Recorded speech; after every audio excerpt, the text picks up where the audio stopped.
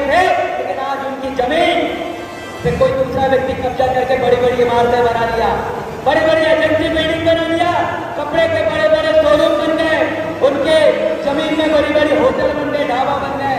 और आज वो समाज उन्हीं की जमीन में बना हुआ उस होटल, उस ढाबा, उस दुकान में रोजंदारी करता है, मजदूरी करता है। बंधुआ मजदूर बना दिए थे अंग्रेजों ने भी, जबरदस्ती जेल में ठूस के रखे थे आदिवासियों को। ये गुलामी का संकेत है। और संकेत क्या है गुलामी का? गुलामी का संकेत है कि जो समाज गुलाम होता है, उनकी समाज की महिलाओं को उठाकर दूसरा व्यक्ति उनका शारीरिक शोषण करता है। याद रखना, गुलाम लोग जिस दिन गुलामी की जंजीर तोड़ेगा तो शासक बनने में ज्यादा समय नहीं लगेगा। नमस्कार, सेवा जोहार, जय भीम। आप देख रहे हैं संदीप बनके मीडिया। मैं हूं संदीप बनके। साथियों, देर आवन भला भी एक नौजवान युवक जो काफ़ी ज़्यादा अपने दम पर उन्होंने नाम और पहचान बनाया, जो काफ़ी ज़्यादा वायरल रहते हैं, इस वक्त और सुर्खियों पर बने हुए हैं, जो कि हमारे ज़िला छिंदवाड़ा के देवरावन भलावी मध्य प्रदेश के महाराष्ट्र में यवतमाल ज़िले में जाकर उनका भी 22 सितंबर को भाषण रहा, जहां पर उन्होंने अपने भाषणों में मुख्य बिंदु, अहम बिंदु पर चर्चा की आदिवासियों के विषयों पर, जो कि आदिवासी अपने दुश्मनों की पहचान करना नहीं जानते। वह नहीं जानते कि उनका दुश्मन कौन है और कौन उनका हितैषी। जी हाँ साथियों, आदिवासी यह नहीं जान पाता। यह लड़ाकू वंशज अवश्य है, किंतु वह नहीं जानता कि उनका दुश्मन कौन है, इसलिए वह आपस में ही लड़ भिड़ते हैं। और देवरावन भलावी जी का यह जो भाषण है, आप लोगों को सुनकर थोड़े अच्छे गहन चिंतन मनन करने की आवश्यकता है, समझने की आवश्यकता है, जिससे कि समाज में एक जागरूकता आएगी। अगर आप भी एक क्रांतिकारी, एक जागरूक व्यक्ति है तो इस भाषण का अवश्य सुने और इस वीडियो को शेयर करें, लाइक करें, सब्सक्राइब करें और हमारे देवरावन भैया भलावी जी की आवाज़ को और भी लोगों तक पहुंचाने का कार्य करें। आइए देवरावन भलावी जी का यह हम भाषण सुनते हैं पूरा, उसके बाद मैं भी बात करता हूं आपसे वीडियो के अंत में। अरे जगाइए अपने अंदर कांग्रेस सटाके का वो खून, जगाइए बिरसा मुंडा की वो लहर। अरे शंकर सर, रघुनाथ साहब जैसे निडरता अपने अंदर लाइए टांटिया भील जैसे अपने अंदर की एक ललक लड़ने की, क्योंकि इतनी कम जनसंख्या ये बता रही है कि आपकी यवतमाल का जो खून है वो अभी सोया हुआ है। और याद रखिएगा, जहां का खून सोया रहता है, जहां के लोगों का खून अगर अपने समाज की लुढ़ती हुई नैया को, जो डूबती हुई नैया है, उसको बचाने के लिए अगर खून दौड़ता नहीं है तो वो खून नहीं, वो गुलामी का संकेत है। वो ये संकेत दे रहा है कि यहाँ के लोग गुलामी की जंजीरों में जकड़ रहे हैं। क्या है गुलामी का संदेश? क्या है गुलामी की वो जंजीर? आप समझिए, अंग्रेजों के समय जो गुलाम था उनके लोग जेल में सबसे ज्यादा सड़ते थे। और आज आप देख लीजिए महाराष्ट्र की जेलों के अंदर, अरे कितना समाज यहाँ पर रहता है, लेकिन सबसे ज्यादा आदिवासी समाज के लोग जेल में है। एक गुलाम समाज होने का दूसरा संकेत यह है कि वो समाज हमेशा सड़कों में काम करती हुई दिखेगी, ईटा भट्टा में काम करती हुई दिखेगी, बड़ी सी बड़ी इमारत बनाते हुए काम करते दिखेगी। उनके लोग शहरों में झाड़ू पोछा करते हुए दिखेंगे। उनके लोग ये बड़ी बड़ी दुकानों में 2005-4 की नौकरी करते हुए दिखेंगे। उनके लोग पलायन करके यहाँ से वहां जाएंगे। ये गुलामों का संकेत है, गुलामी का संकेत है। और यहाँ पर क्या हो रहा है? पूरा देश का आदिवासी के साथ क्या हो रहा है? इस देश का मूल मालिक कहे जाने वाला समाज, जिसको सुप्रीम कोर्ट 10 बार चिल्ला के बोल चुकी है तुम मालिक हो। पूरा देश का पार्टी, राजनीतिक पार्टियां के प्रतिनिधित्व करने वाले नेता चिल्ला रहे तुम मालिक हो, लेकिन मालिकों का क्या हाल? गुलामों की जिंदगी जी रहा है। 2005 के लिए काम कर रहा है, 100 रुपए 200 रुपए के लिए मजदूरी कर रहा है। ये गुलामी का संकेत है। अगर किसी भी गांव में, किसी भी जिले, तहसील में, तालुका में सबसे ज्यादा गरीब अगर कोई व्यक्ति निकलता है तो आदिवासी समाज का व्यक्ति निकलता है। ये दूसरा संकेत है गुलामी का। तीसरा संकेत गुलामी का है, जिसके ऊपर पुलिस अत्याचार करती हो, जिसके ऊपर भूमाफिया, जिनकी जमीन लूटते हैं। आज क्या हो रहा है? आपकी यवतमाल में कई सारे लोगों को थाने में टॉर्चर करते हैं, लेकिन वो आपसे जुड़ा नहीं है, सामाजिक संगठन से जुड़ा नहीं है, जंगल दल के किसी भी विंग से वो जुड़ा नहीं है, इसलिए प्रताड़ित है। उसको मारते हैं लोग, वो डर के इसलिए बैठ जाता है क्योंकि वो आदिवासी है। वो इसलिए शांत हो जाता है क्योंकि वो ढंग से शिक्षित नहीं है। वो इसलिए शांत बैठ जाता है क्योंकि उसके समाज का व्यक्ति, उसके समाज का माता बहने संगठित नहीं है।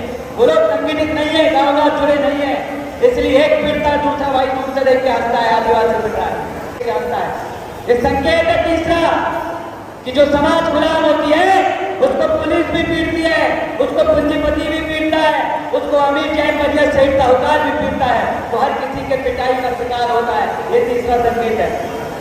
चौथा संकेत जो समाज गुलाम होती है उसका चौथा संकेत है कि जिसके बाप दादा राज किए थे लेकिन आज उनकी जमीन पे कोई दूसरा व्यक्ति कब्जा करके बड़ी बड़ी इमारतें बना लिया, बड़ी बड़ी एजेंसी बिल्डिंग बना लिया, कपड़े के बड़े बड़े शोरूम बन गए, उनके जमीन में बड़ी बड़ी होटल बन गए, ढाबा बन गए, और आज वो समाज उन्हीं की जमीन में बना हुआ उस होटल, उस ढाबा, उस दुकान में रोजंदारी करता है, मजदूरी करता है। ये गुलामी का संकेत है कि जमीन आपकी छिन रही है, आपकी जमीन में कोयला निकलता है, आपकी जमीन में सीमेंट है, आपकी जमीन में चूना है, अरे करोड़ों और अरबों का खनिज आपके क्षेत्र में है, बाहर का व्यक्ति आता है, बिहार का व्यक्ति आता है और आपके जमीन से खनिज निकालता है और करोड़पति अरबपति बन के आयात करता है, लेकिन ये समाज कोई खनिज निकाल कर मजदूरी कर रही है। गुलामी का संकेत है।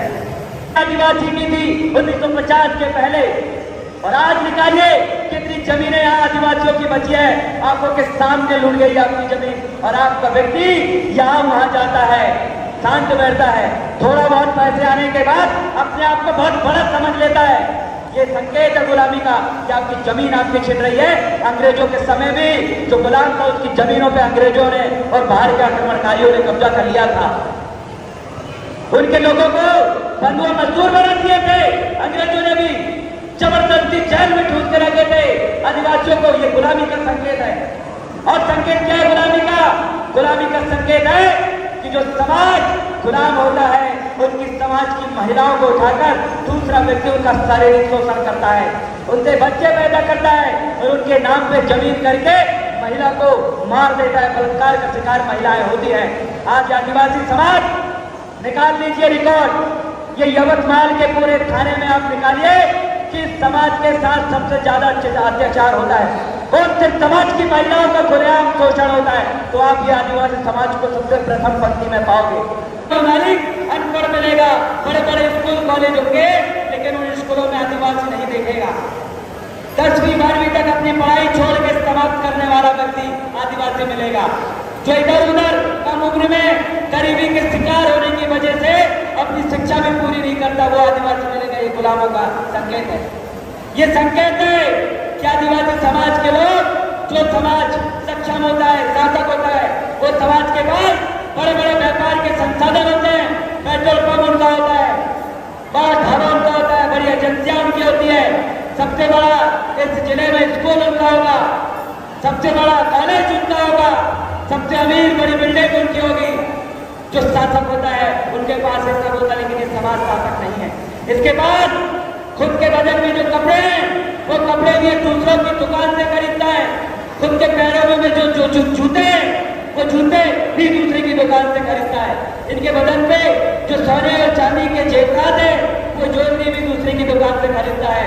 अरे जब शादी विवाह होता है तो दहेज जो सामान खरीदता है वो भी दूसरे की दुकान से खरीदता है। अरे अपने घर में जो भी जरूरतमंद चीजें सब दूसरे की दुकान से खरीदता है। ये गुलाम समाज होता है, क्योंकि उसके पास उसका खुद का व्यापार नहीं होता। इस देश का मालिक ही अगर गुलाम है तो आप सोच के देखिए कितनी भयानक स्थिति में है। कोरोना के नाम पे इन मालिकों को राशन नहीं मिलेगी करके वैक्सीन ठूस के लगाया गया। कोरोना के समय हमने देखा ये समाज के लोगों को वैक्सीन लगी और जिन जिन ने वैक्सीन लगाया आज वो मालिक 2 घंटे काम नहीं कर पा रहा है धूप में। अरे अपनी खेती बाड़ी तक पैदल नहीं चल पा रहा है, मारा जा रहा है सरकार के द्वारा। आपको वैक्सीन के नाम पे दौड़ लगाते हो, रनिंग करते हो, कई युवक 10 से ज्यादा लड़के अटैक आके मर गया। ये मालिक की हालात है। अरे कोई भी वैक्सीन आनी है तो गुजरात के अंदर हजारों आदिवासी महिलाओं को वैक्सीन लगाई गई, टेस्ट किया गया क्या ये वैक्सीन काम करती है, तो टेस्ट में पूरी महिलाओं की जान चली गई। वो है आदिवासी जिसको जानबूझ के सरकार भी कदम कर रही है। आंख बंद करके समाज गुलामी की कगार में है, भ्रम की कगार में है, आंख बंद करके किसी के भी ऊपर विश्वास कर लेता है। अरे जागिए जागिए, ये आपकी अंतिम लड़ाई है। आपकी पीढ़ी को बचाने के लिए ये जंगों में आपको निकलना पड़ेगा, उलगुलान आपको करना पड़ेगा, अपने समाज को जागरूक करके निकलना करना पड़ेगा। याद रखना, गुलाम लोग जिस दिन गुलामी की जंजीर तोड़ेगा तो शासक बनने में ज्यादा समय नहीं लगेगा। मात्र 5 साल के अंदर ये समाज संवैधानिक अधिकारों को परिवर्तन शासक बन जाएगा।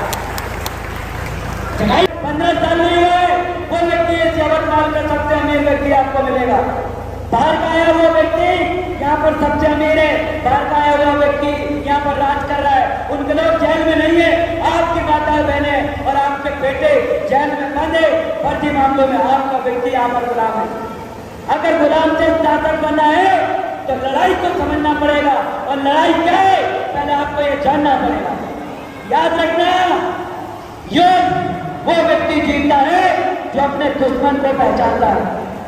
मुर्गी को पता है कि चील और बाज जो आसमान में उड़ता है उसका दुश्मन है। सांप को पता है कि नेवला उसका दुश्मन है। अरे शेर को पता है कि इंसान उसका दुश्मन है। याद रखना, कुत्ता को पता है कि नरिया लोकड़ी और जो जानवर उसके दुश्मन है। लेकिन ये आदिवासी को अपना दुश्मन नहीं पता। ये आदिवासी अपने दुश्मन को नहीं जानता। ये आदिवासी जब अपने दुश्मन को नहीं जानता तो लड़ किसके साथ रहा है भाई? जब तो अपने दुश्मन को नहीं जानते तो लड़ किसके साथ रहे हो? आप दुश्मन के साथ नहीं लड़ रहे हो, आप एक दूसरे के संगठन से लड़ रहे हो, आप एक दूसरे के पार्टियों से लड़ रहे हो, आप अपने भाई से ही लड़ रहे हो। क्यों? ये लड़ने वाली कौन थी? या तो दुश्मनों से लड़ेगी या तो आपस में लड़ेगी। लेकिन आपको दुश्मनों की पहचान ना होने की वजह से आप आपस में लड़ रहे हो। ये समाज का युवा इससे लड़ता है, ये महिला उससे लड़ता है, ये बुजुर्ग उससे लड़ता है। आप एक दूसरे से लड़ने का काम कर रहे हैं। आज ये छिंदवाड़ा का आदिवासी कौन? देवरावेन भलावे देवगढ़ रियासत से आकर इस यवतमाल की धरती में उन तमाम आदिवासी भाइयों से मैं कहना चाहता हूँ, उन तमाम ST SC और OBC धार्मिक अल्पसंख्यक भाइयों से मैं कहना चाहता हूँ, अरे पहचानिए आपका दुश्मन। अगर आप अपने दुश्मन की पहचान नहीं करोगे तो आप युद्ध हारोगे, क्योंकि आपकी तलवार आपके भाई की गर्दन में रहेगी, क्योंकि आपका तीर कमान आपके भाई के खिलाफ करेगा। पहचानो अपने दुश्मन को। अगर आपने जिस दिन दुश्मन को पहचान लिया उस दिन आप अपना युद्ध जीत जाओगे, नहीं तो आप एक दूसरे को मार मार के अपने आप को खत्म करने का काम करोगे। कौन है दुश्मन आपका? वो व्यक्ति आपका दुश्मन है। कौन है? कौन है पता है? आपका पुण्य खोलता। ये महाराष्ट्र के लोगों का पुण्य खोलता ऐसा लगता है। एक धनगर समुदाय, वो धनगर समुदाय का व्यक्ति कहता है कि हमें ST में शामिल करो, जो वर्गीकरण आया है सुप्रीम कोर्ट का उसमें शामिल करो। अगर कोई आदिवासी विरोध करता है, पता धनगर समुदाय जो आदिवासी नहीं है वो क्या कहता है? इन आदिवासियों की औकात नहीं है, अगर ये ज्यादा बनेंगे तो नदियों में बहा देंगे, कि क्या औकात है वो। अरे खुदा, इस महाराष्ट्र के आदिवासियों को एक धनगर समुदाय का व्यक्ति खुलेआम कहता है कि इनकी औकात नहीं है। अरे कब आपका खून जागेगा? अरे आपके अंदर कब, अरे मर गया क्या वो खून बिरसा मुंडा का आपके अंदर का? बाबूराव चकमाके का वो खून जो आपकी रगों में दौड़ रहा है, क्या वो मर गया है? क्या राजीव गांधी का खून आपके अंदर नहीं दौड़ रहा है? मैं आपको कहना चाहता हूँ, अरे जगाओ अपने अंदर का बाबूराव चकमाके को और औकात दिखाओ वो धनगर समुदाय के व्यक्ति को जो कहता है कि आदिवासियों की औकात नहीं है। दिलाओ उसको औकात यार, जो व्यक्ति खुद आदिवासी संस्कृति को नहीं मानता, आदिवासी सिस्टम कस्टम और इतिहास को नहीं जानता, जिसकी कुछ आदिवासियों के कोई प्रमाण जिंदा नहीं है, वो व्यक्ति लड़ रहा है कि हम आदिवासी बनना चाहते हैं। बताओ धनगर समुदाय के व्यक्ति को कि आदिवासी समाज बनाए नहीं जाते, आदिवासी बनाया नहीं जाता। आदिवासी आदिवासी माँ की कोख से पैदा होता है, आदिवासी को कागज से नहीं बनाया जा सकता। बताओ धनगर समुदाय के व्यक्ति को, अगर देखो आदिवासी बनना है, बताओ उस कुर्मी, छत्तीसगढ़ में कुर्मी आदिवासी शामिल होना चाहता है, बोलो उन कुर्मी समाज के लोगों को अगर आदिवासी बनना है तो आदिवासी माँ की कोख से जन्म लो, इस आसानी से आप आदिवासी नहीं बन सकते। अरे बोलो, अगर आप बोलना नहीं सीखोगे, अगर आप लड़ोगे नहीं, अरे तो जो भी कुछ आपकी थाली में है वो भी आपका दुश्मन आपके हाथों से छीन के ले आएगा। आपके हाथ में आपका पेट भरने के लिए, आपके बच्चों के लिए भी कुछ नहीं बचेगा। जोर से बोलिए क्या है? इस पेड़ की ताकत संविधान का अधिकार आप जानते हो। याद रखिएगा, दुश्मनों की पहचान न करने वाला आदिवासी खुद मर रहा है।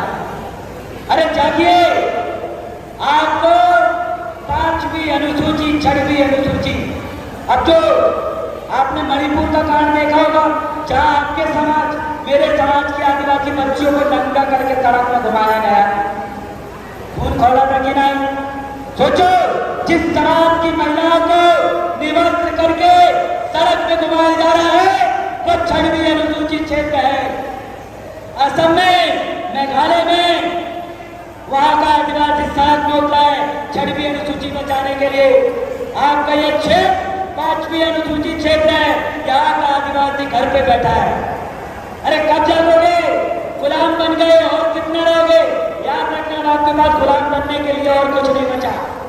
लास्ट चीज बची है, जमीन को भी छिन गई, अधिकार पूरा उल्लंघन हो गया। और क्या बचा है आपके पास? आपके पास थोड़ा बहुत तन बचा है ना, वो भी आप देख लीजिए। आज आपके नागपुर के अंदर, महाराष्ट्र के अंदर आदिवासी बच्चे अपने तन बेचने के लिए मजबूर हो गया है, अपना खून बेचने लगा है आदिवासी। और कितना मजबूर करोगे साथियों? इसलिए जागिए, क्योंकि आप जागोगे, आप लड़ोगे तो ही आपको गुलामी से आजादी मिलेगी। गुलाम और दास में अंतर क्या है? गुलाम गुलामी की जंजीर तोड़ने के लिए आगे बढ़ता है, वो गुलाम है। और दास तो वो होता है जिसको पता ही कि मैं गुलाम हूं, लेकिन फिर भी गुलाम रहता है। कुत्ते को हड्डी दिया जाता है, मालिक मांस नहीं देता, हड्डी देता है कुत्ते को, और कुत्ते का हड्डी खा के बदन नहीं बनने वाला, मांस खा के बनता है। जैसे कुत्ता गुलाम होता है और मालिक के साथ कभी गद्दारी नहीं करता, उसको पता है कि मैं इसका गुलाम हूं, और उसको ये भी पता है कि मैं गुलामी को नहीं तोड़ना चाहता। ऐसे भी कुछ दास बने हुए आदिवासी, कुछ आदिवासी दास बने चाटने का काम करते हैं, जो चंद लोगों की गुलामी का काम करते हैं। ऐसे लोगों से दूर रहना। याद रखना, रावण को पूजा जाता है और विभीषण को नकारा जाता है। रावण अपने हक अधिकार के लिए, अपने मान सम्मान के लिए लड़ा, और विभीषण अपने समाज और अपने भाई के साथ गद्दारी किया। तो आज रावण बनना चाहेंगे लोग, लेकिन विभीषण नहीं बनना चाहेंगे। मैं आपसे कहना चाहता हूँ, आपके बीच में भी ऐसे बहुत सारे विभीषण होंगे, उनको जगाओ, उनको बताओ कि विभीषण अगर बनोगे तो समाज लात मारेगी, अगर रावण बनोगे तो समाज पूजेगी और मान सम्मान करेगी। ये आपके भाई को जगाने का काम आपको करना है।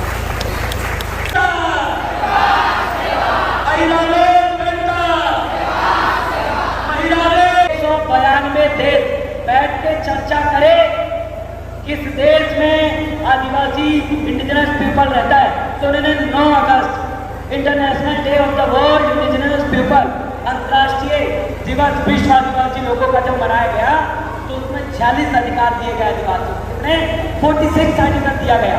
उनमें एक अधिकार ये भी था कि किसी भी देश में शासक करने वाला व्यक्ति वहां का इंडिजिनस होगा।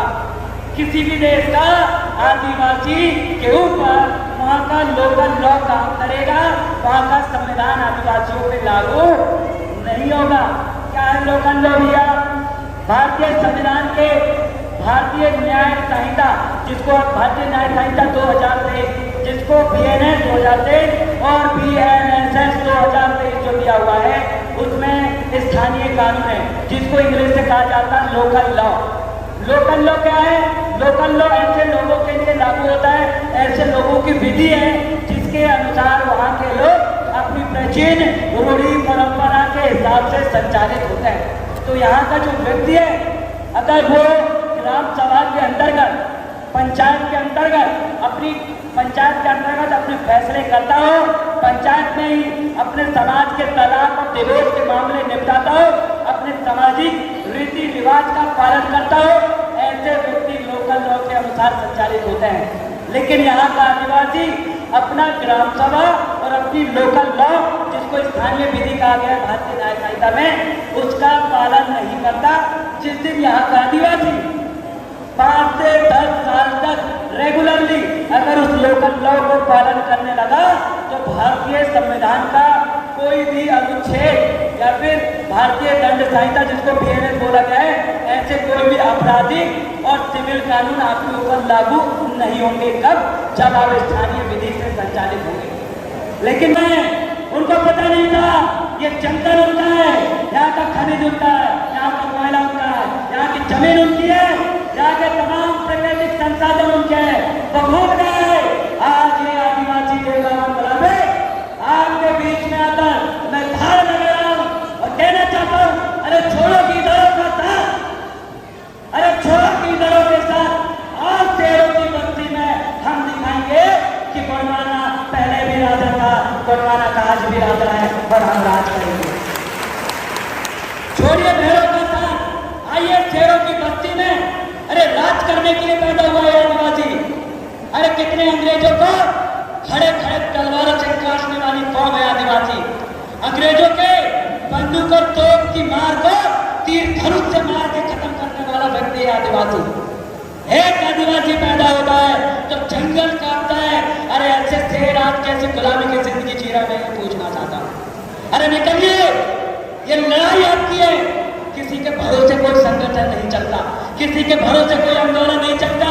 आप ठानिए। मैंने कभी छिंदवाड़ा में सोचा नहीं कि वो काम करेगा तब मैं काम करूंगा, मैंने कभी नहीं सोचा। छिंदवाड़ा में मैंने कभी नहीं सोचा कि बाकी लोग बैठे हैं, मैं अकेला काम क्या करूं, मैंने कभी नहीं सोचा। मैंने सिर्फ ये सोचा, अरे कोई काम कर रहा हो या नहीं कर रहा हो, लेकिन आधी रात को 1-1 बजे अपने समाज के लोगों को जगाने का काम किया। कोई आंदोलन करे न करे, अरे थाने में कोई मामला हो, जमीन कोई छीने, किसी को कोई अगर मारे, कोई खड़ा हो ना हो, लेकिन देवरावन भलावी अकेला खड़ा होकर लड़ाई लड़ता था। और जब सबने अपनी अपनी लड़ाई खुद लड़ना सीख लिया तो अब कोई शासित, कोई शोषित नहीं है, अब शासित होने लगा है। जब आदिवासियों को मणिपुर में महिलाओं को नंगा घुमाया गया, सीधी जिले में आदिवासी के मुंह पे पेशाब किया गया, बैतूल के अंदर आदिवासियों को लटका के नंगा करके मारा गया, उस दिन हमने ठान लिया हम पीटने वाले लोग नहीं हैं, अब हम पीटने वाले लोग बनेंगे, तब जाके अपने मान सम्मान की रक्षा करेंगे। और वो हमने किया। आज आपके भाई के ऊपर 22 से ज्यादा मुकदमा चल रहा है।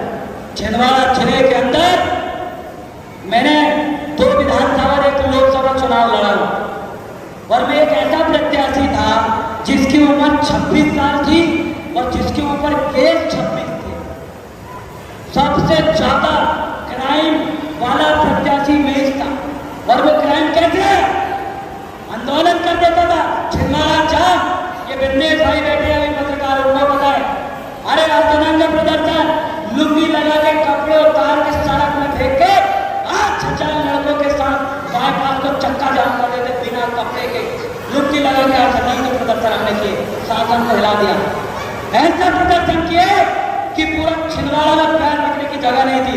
आदिवासी दिवस था 9 अगस्त का, इतना 50,000 से ज्यादा आदिवासी को सड़कों में निकाला था, पूरा चक्का जाम, इतना चक्का जाम हिल गया प्रशासन। अरे FIR से डरे नहीं, जेल में रहा मैं 21 दिन, डरा नहीं, क्योंकि मैंने सोचा मैं लड़ाई अगर लड़ता हूँ तो मेरे आने वाली जनरेशन, आने वाली कौम सुरक्षित रहेगी। अगर मैं ही दुबक के बैठ गया तो मेरी समाज फिरते रहेगी। और आज मेरे बाजू वाला घर के व्यक्ति को मारे हैं, कल मेरे घर के बहू बेटियों को मारेंगे, उनका बलात्कार करेंगे और मैं अपनी आंखों से ये नहीं देख सकता। सामान्य साथियों, लोकतंत्र के माध्यम से चलने दो, ग्राम गणराज्य व्यवस्था को लागू करने के लिए चलाइए एक मोर्चा।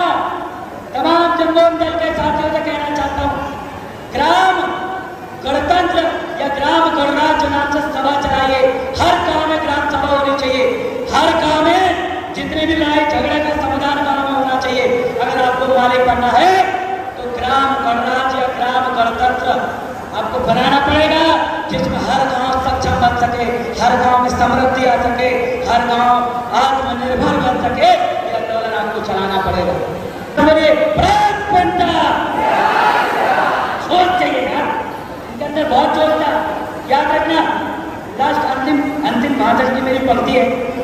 एक हाथी था, जंगल में बहुत शानदार तरीके से विचरण करता था, भरपूर फल फूल पत्ती खाता था।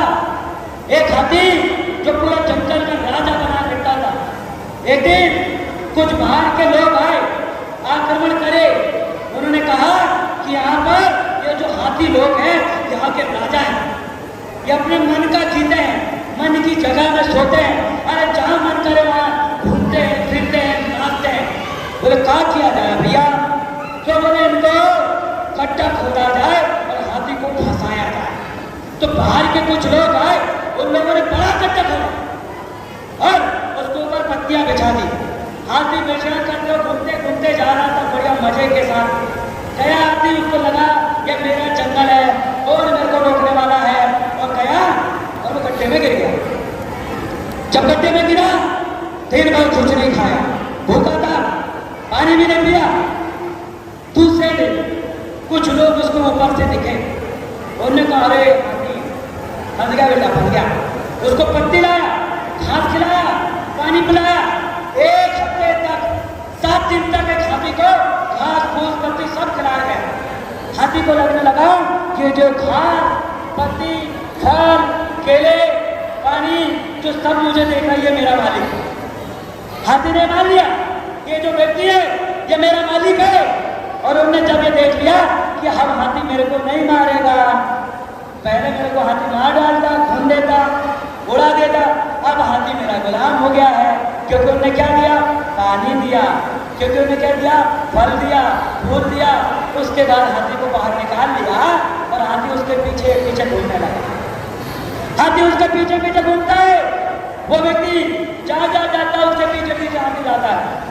और हाथी को उन्हें आदत पड़ दिया, आटे में पानी आटे में पत्ती देने की। और बाद में वो हाथी किसका गुलाम हो गया, वो बाहर से आए हुआ आक्रमणकारियों का। वैसे ही यहाँ का आदिवासी है, आदिवासी यहाँ का मालिक था, सोने की सिक्का चलते थे, गढ़ किला और महल थे, राजा था यहाँ का। बाहर के लोग आए, इनको वैसे हाथी की तरह गड्ढे में गिरा और क्या दिए, जैसे हाथी को पत्ती दिया जाता था इनको राशन दिए। क्या ये 2 किलो मुफ्त में राशन लो, फ्री वाला राशन, फ्री वाला खाओ खाओ, बड़ा अच्छा लग रहा राशन मिल रहा, राशन मिल रहा। हाथी भूल गया कि जंगल उसका है, अरे पूरा राशन ही उसका है। ये बाहर से जो चुन्नू राशन दे रहा है, ये व्यक्ति तो सारा खुद बाहर से भिखारी है, भिखारी मेरे को खाने को दे रहा है। ये उनको नहीं पता था यहाँ का आदिवासियों को जैसे हाथी को पानी दिया गया, क्या लाडली बहना योजना दी गई। यहाँ मराठी में क्या नाम को योजना दी, लाडली बहना। मराठी में जो भी बहनों को मिला 2000 रुपये दे दिए, बहना खुश, अरे मेरे को पैसा मिल रहा है। उसके बाद इनको किसान सम्मान निधि दे दिया। उसके बाद इनको बोलते वृद्धा पेंशन, विधवा पेंशन सब मिलेगा।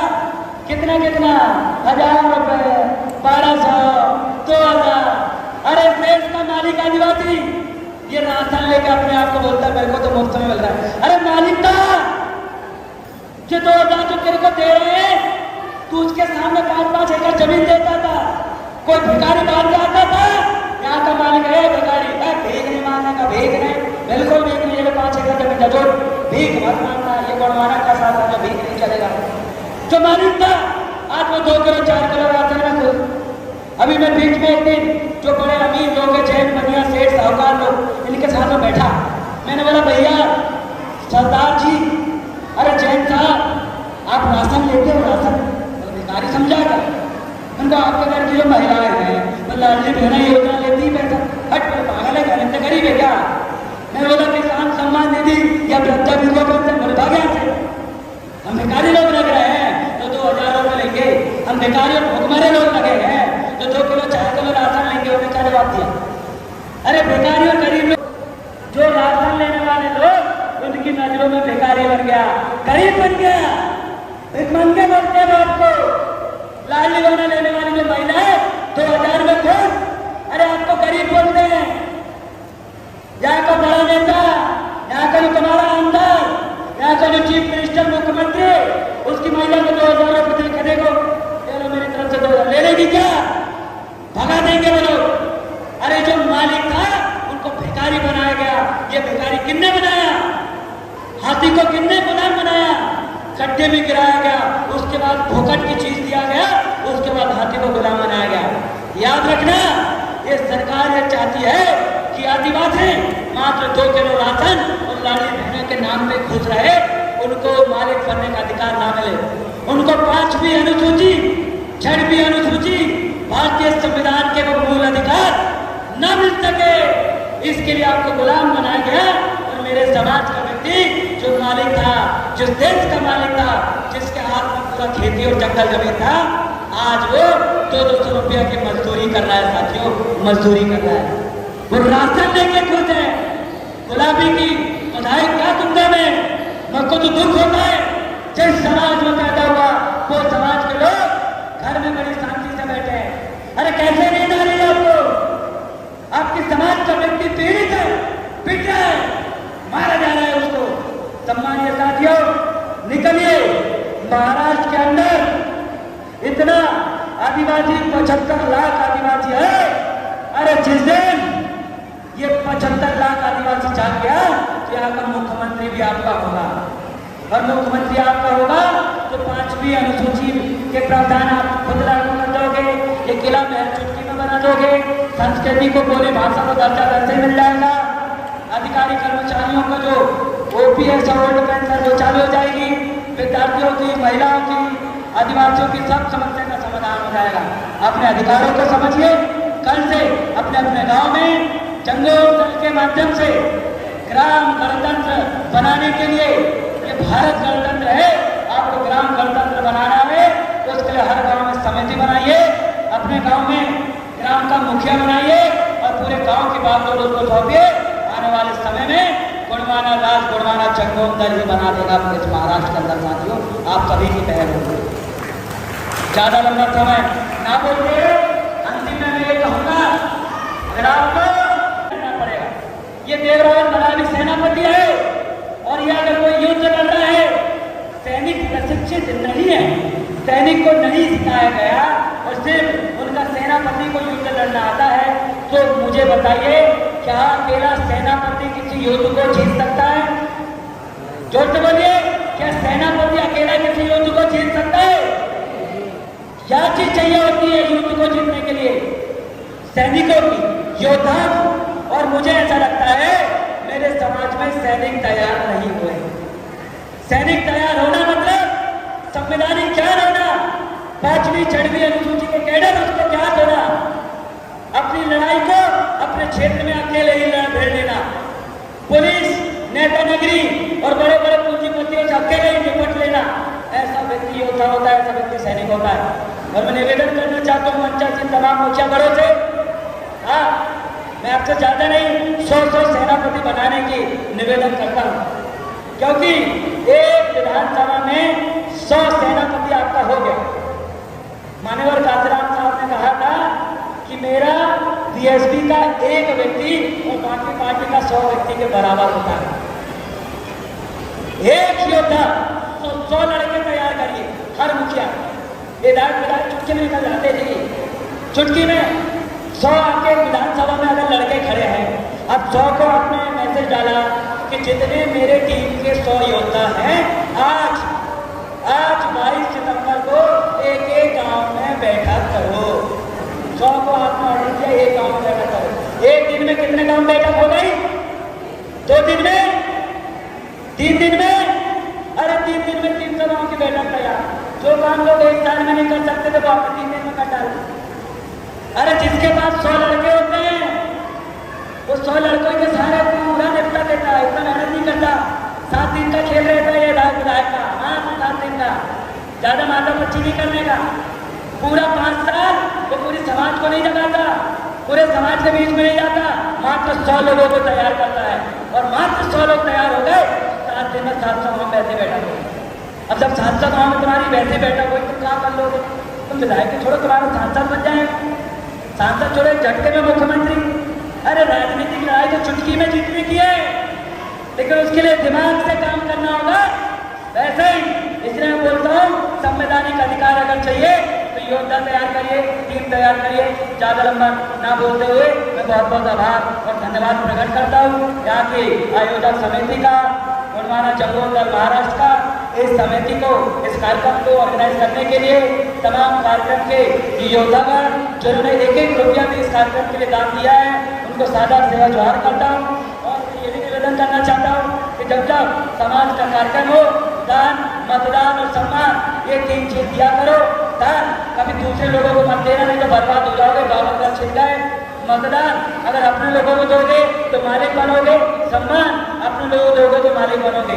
दान, मतदान और सम्मान, ये 3 चीज पराए लोगों को मत देना, नहीं तो बर्बाद होने में कोई ज़्यादा समय नहीं लगता। तो साथियों, आप लोगों ने जाना देवरावन भलावी जी ने क्या भाषण दिया है यवतमाल जिले पर, जो आदिवासियों को जागरूक करने के लिए बहुत ही ज़्यादा अहम बात है। किंतु आज हमारा जो समाज है यूट्यूब में शॉर्ट्स वीडियो, फिल्में, सीरियल देखने में व्यस्त हो रहा है उनका जीवन, और उनकी जल जंगल ज़मीन लूटी जा रही, खसोटी जा रही। किंतु वह फिर भी जिन लोगों के ऊपर यह घटना नहीं घट रही है, नहीं उनके ऊपर जो यह घटना नहीं बीती है, वह अपने लाइफ रोज़मर्रा में ही खुश है। किंतु व्यक्ति के ऊपर जब पता चलता है जब उसके ऊपर स्वयं बीतती हो। जी हाँ साथियों, मध्य प्रदेश सहित हर राज्य में जो भी आदिवासी निवास करते हैं, उनके जो जल जंगल ज़मीन है उस पर जो है दूसरा अदर समाज जो है देश के मूल मालिक की ज़मीन संपदा को हड़पने की कोशिश कर रहा है और उनसे छीनते हुए जा रहा है। आज हम जानते हैं कि आदिवासियों की आबादी बहुत पहले जनगणना की गई थी, जहाँ पर उन्होंने 7% आदिवासी की आबादी बताई हुई थी। 1951 में जब नेहरू जी प्रधानमंत्री थे, उन्होंने जाति जनगणना पर रोक लगा दिया था। जब उस समय की जनगणना है अंग्रेज़ों के शासनकाल के वक्त की, जब 7% बताया जा रहा था, किंतु आज के समय में आदिवासियों की आबादी 7% से कई ज़्यादा हो चुका है, शायद 10% प्लस भी हो गया होगा। लेकिन आदिवासियों के पास जो 75% ज़मीन थी, आज उनके पास 7% ज़मीन भी नहीं है।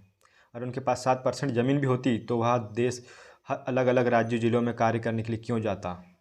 उनके पास उपजाऊ ज़मीन नहीं, उपजाऊ ज़मीन उनके पास ही छीन ली गई है। वह टेकड़े पहाड़ों पर निवास करते हैं, प्लेन जगह में, जहाँ पर अगर वह समतल जगह पर निवास भी करते हैं तो वहाँ उनके पास पानी की व्यवस्था नहीं हो पाती है, जिसमें गोंड और भील जो समाज है मुख्य तौर पर से थोड़ा जागरूक है। किंतु अदर जो समाज है 850 जातियों जो आदिवासियों की है, उसमें तमाम जाति है जो अभी तक जागरूक नहीं हो पाई है। वह अभी भी नहीं जानता अपना इतिहास। मैं बात कर रहा हूँ गोंड और भील आदिवासियों की। तो यह जो आदिवासी है, यह जो काफ़ी जागरूक भी है और इनमें काफ़ी ज़्यादा मतभेद भी हो जाता है आपसी मन मुटाव के कारण, क्योंकि वह अपने दुश्मन को नहीं जानता है। इसी कारण कुछ स्वार्थी लोग भी होते हैं जो वो अपने ही समाज को बेच खा जाते हैं। जैसे कि टंट्या भील के समय हम जानते हैं कि टंट्या भील को उन्हीं के साथी एक साथी ने पकड़वाया था, रेंगा कोरकू को पकड़वाया गया था, और बिरसा मुंडा को भी उन्हीं के साथी ने पकड़वाया था। मैं 24 साल की आयु में बिरसा मुंडा जी को फांसी की सज़ा सुनाई गई थी, किंतु उन्हें फांसी न देकर उन्हें धोखे से मारा गया। जी हाँ, इसका भी उजागर सतीश पेंदाम बिरसा ब्रिगेड के संस्थापक ने किया है। साथियों, आप लोग जागरूक व्यक्ति है तो कृपया वीडियो को शेयर करें और लाइक करें, सब्सक्राइब करें संदीप बनकी मीडिया चैनल पर, संदीप बनकी मीडिया चैनल, ताकि आप लोग तक यह जानकारी पहुंचती रहे आदिवासियों से जुड़ी घटनाओं को लेकर।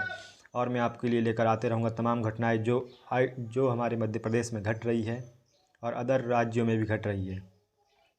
हमारे जो जिला छिंदवाड़ा में संगम बांध का मामला काफ़ी लंबे समय से चल रहा है, उस पर भी मैं वीडियो लेकर आऊँगा। सेवा जोहार, नमस्कार, जय भीम। तब तक के लिए आप देखते रहे संदीप बनकी मीडिया।